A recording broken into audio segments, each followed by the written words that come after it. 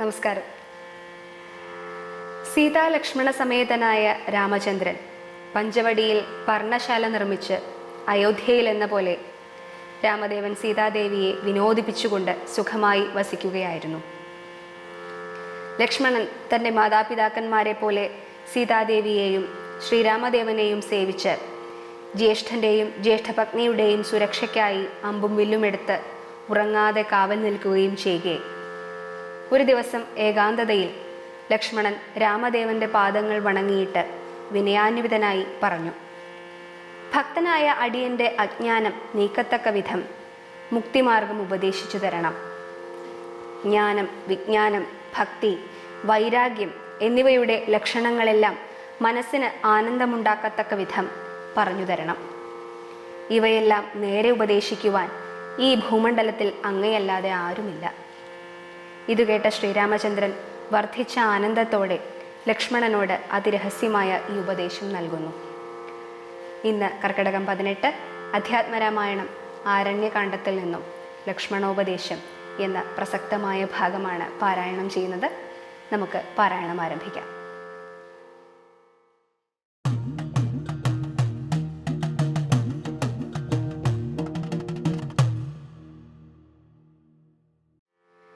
ശ്രീരാമ രാമ രാമ ശ്രീരാമചന്ദ്ര ജയ, ശ്രീരാമ രാമ രാമ ശ്രീരാമഭദ്ര ജയ, ശ്രീരാമ രാമ രാമ സീതാഭിരാമ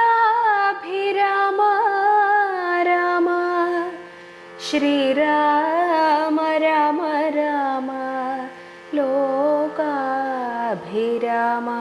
ജയ.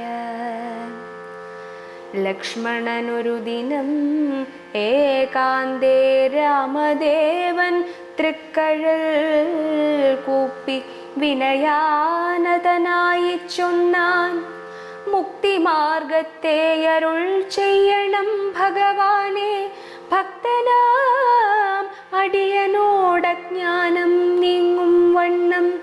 ജ്ഞാന വിജ്ഞാന ഭക്തി വൈരാഗ്യ ചിഹ്നമെല്ലാം മാനസാനന്ദം വരുമാറരുൾ ചെയ്തിടണം. ആരും നിന്തിരുവടിയൊഴിഞ്ഞില്ലവയെല്ലാം നേരോടെ ഉപദേശിച്ചിടുവാൻ ഭൂമണ്ഡലേ. ശ്രീരാമനതു കേട്ടു ലക്ഷ്മണൻ തന്നോടപ്പോൾ ആരൂഢാനന്ദമരുൾ ചെയ്തിതു വഴി പോലെ. കേട്ടാലുമെങ്കിലതിഗുഹ്യമാം ഉപദേശം കേട്ടോളം തീർന്നുകൂടും വികൽപ്പഭ്രമമെല്ലാം. മുമ്പിനാൽ മായാസ്വരൂപത്തെ ഞാൻ ചൊല്ലിടുവമ്പോടു പിന്നെ ജ്ഞാനസാധനം ചൊല്ലാമല്ലോ. വിജ്ഞാനസഹിതമാം ജ്ഞാനവും ചൊൽവൻ പിന്നെ വിജ്ഞേയമാത്മസ്വരൂപത്തെയും ചൊല്ലാമെടോ.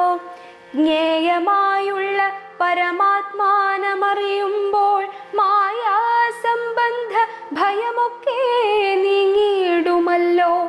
ആത്മാവല്ലാതെയുള്ള ദേഹാദിവസ്തുക്കളിൽ ആത്മാവെന്നുള്ള ബോധം യാതൊന്നു ജഗത്രയേ.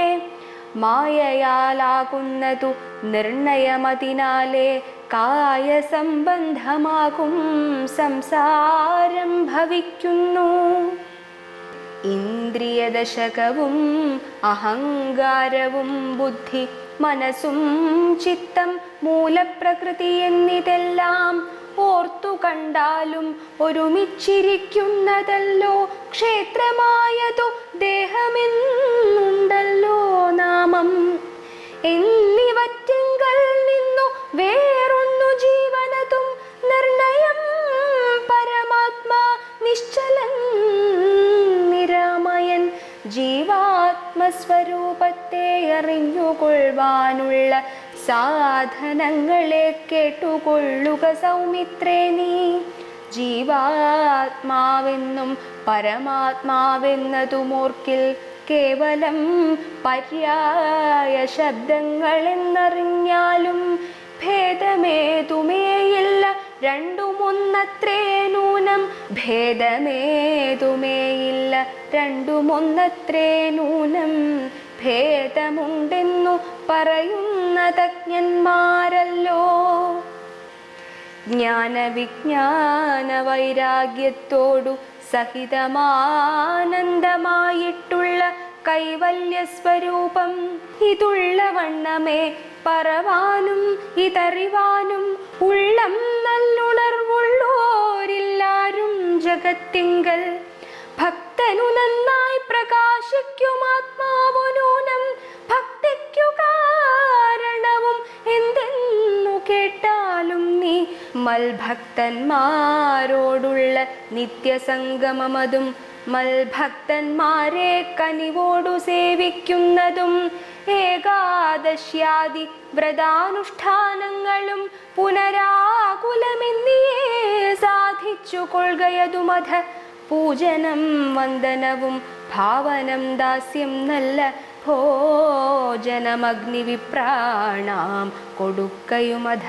മൽകഥാപാഠ ശ്രവണങ്ങൾ ചെയ്യുകയും മുതാ മദ്ഗുണനാമങ്ങളെ കീർത്തിച്ചു കൊള്ളുകയും സന്തതമിദ്ധമെങ്കൽ വർത്തിക്കും ജനങ്ങൾക്കൊരന്തരം വരാതൊരു ഭക്തിയുമുണ്ടായി വരും. ഭക്തി വർദ്ധിച്ചാൽ പിന്നെ മറ്റൊന്നും വരേണ്ടതിൽ. ഉത്തമോത്തമന്മാരായുള്ളവരവരല്ലോ. ഭക്തിയുക്തനു വിജ്ഞാന വൈരാഗ്യങ്ങൾ സദ്യ സംഭവിച്ചിടുമെന്നാൽ മുക്തിയും വരും. ഭക്തിയുക്തനു വിജ്ഞാന വൈരാഗ്യങ്ങൾ സദ്യ സംഭവിച്ചിടുമെന്നാൽ മുക്തിയും വരും. ശ്രീരാമ രാമ രാമ ശ്രീരാമചന്ദ്ര ജയ. ശ്രീരാമ രാമ രാമ ശ്രീരാമഭദ്ര ജയ. ശ്രീരാമ രാമ രാമ സീതാഭിരാമ രാമ. ശ്രീരാമ രാമ രാമ ലോകാഭിരാമ ജയ.